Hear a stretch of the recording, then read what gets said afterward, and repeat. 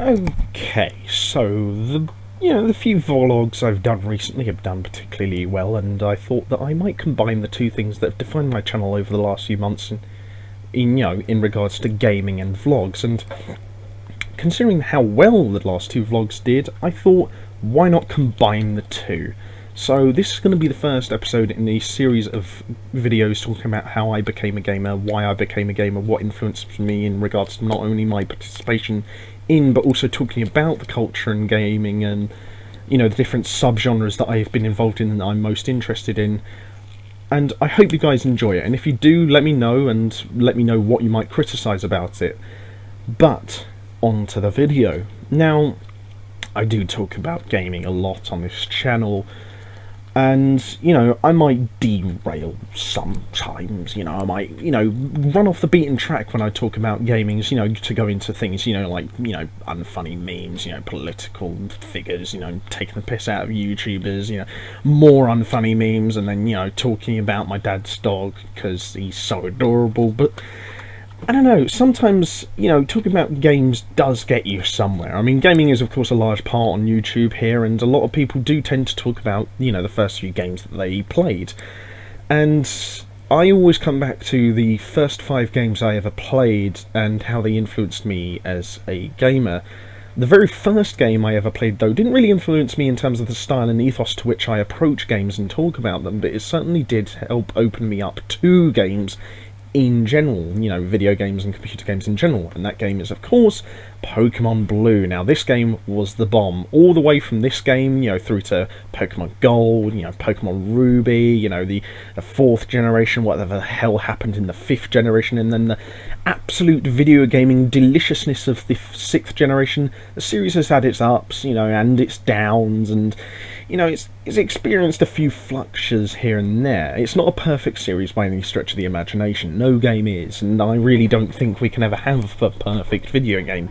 Even something like Pac-Man, which is probably the most important video game of all time, produced in 1980, has its flaws, but even still, the influence that Pokemon Blue had on me as a young child in 1999-2000 or so is massive. It didn't really influence me so much in regards to my enjoyment of RPGs and handheld computer games, but even still, I cannot deny the absolute massive amounts of importance this game has to me, not just nostalgically, because I grew up in the golden age of the series in the late 90s and the early 2000s, but considering the fact that this was the first game I ever played, a video or computer game, I should say, I cannot describe how much this game has then opened me up to the video game and computer game community.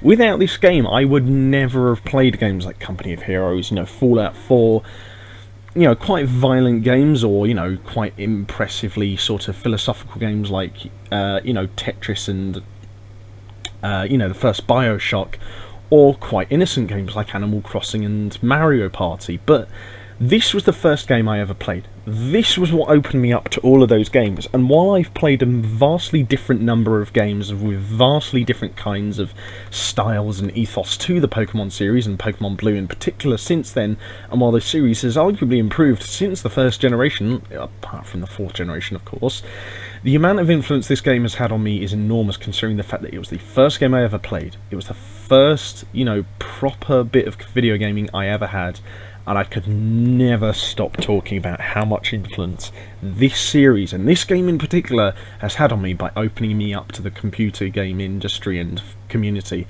I could almost talk about it as much as I could obscure movies, or where I'm from, or again, my dad's dog, or, my favourite sports team. But if there's one other game I could talk about as much as Pokemon Blue, it's the first console game I ever played. Now, Pokemon Blue I don't really consider a console game, considering that it's, a handheld video game, as I would call it. But Spyro 3 was the first TV, plug-in console game that I ever played. Spyro 3 Year of the Dragon. And this was a bit different for me, because Pokemon Blue introduced me to video games in general, but Spyro 3 introduced me to console games, specifically, and while I would of course later on get into PC games a lot more, Spyro 3 really helped me get into a wider variety of games, to try and look for video games on different platforms and different, styles, and I thought first that, you know, the Pokemon series was kind of like the apex of gaming, and of course, you know, that's the mind of a child, you know, playing their first ever video game in a stage where video games were still quite primitive because compared to what they are today. But Spyro, you know, 3 was by and large, in terms of its dynamics and graphics and the way you could move, a lot more dynamic than the Pokemon series was. I'm not saying that it's, you know, objectively better, but it had a lot more dimensions, and that influenced me to, you know, look for games that were, you know, much more different than one another, to, you know, look for a lot of variety and, you know, widen my horizons and tastes. And it also got me a lot into third-person adventure games as well. The Crash Team Racing, you know, series isn't really as much about that as its parent series is about, you know, what the Spyro series is about. You know, Crash Team Racing, of course, came out of the first 3 very popular Crash Bandicoot games on the PS1, and again, much like the first 3 games of the Spyro series. But this influenced me in a much more different way. This was the point at which I realised that video games could help me, you know, with certain problems I had, because, you know, Pokemon Blue influenced me to, you know, get into gaming. Spyro 3 influenced me to get into different types of games. Crash Team Racing made me realise that some games can help me considerably with my problems, and in particular, you know, problem solving regarding how fast I solve problems. As some people know, I'm mildly autistic and dyspraxic, and I have problems solving things with my eyes and hands.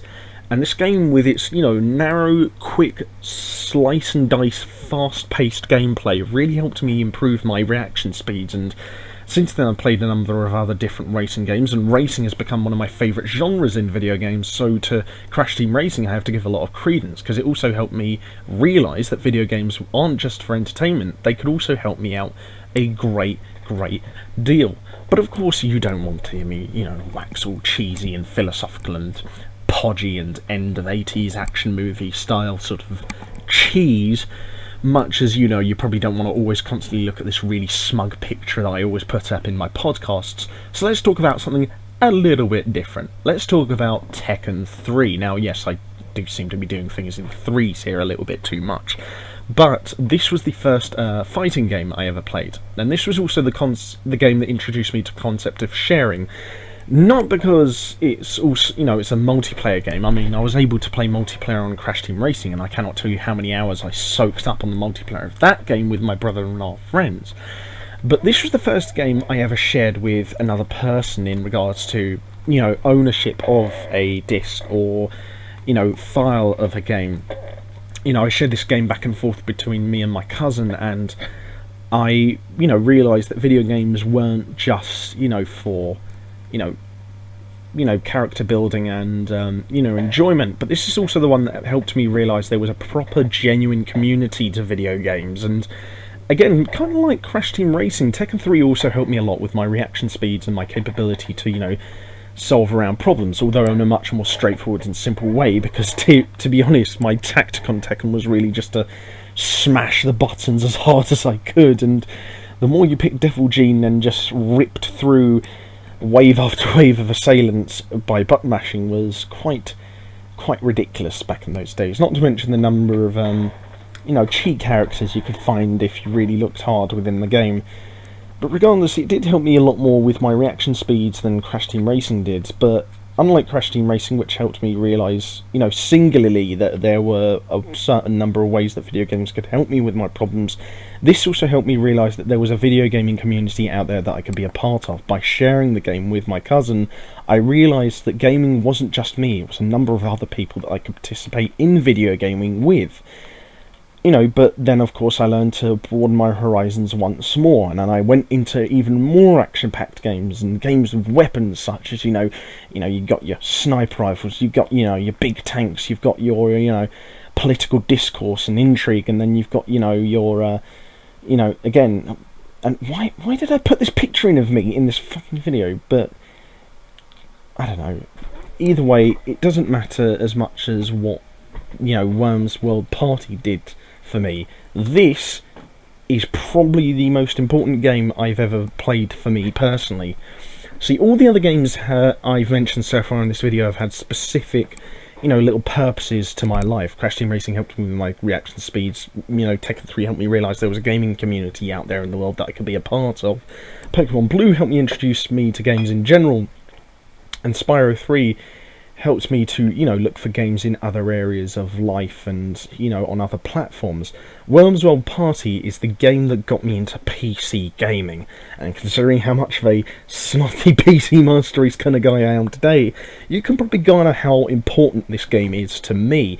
Now, to be honest with you, out of all the games on this list, this is probably one that I played the least when I was growing up in the early 2000s, and in the midst of the silver age of video and computer games.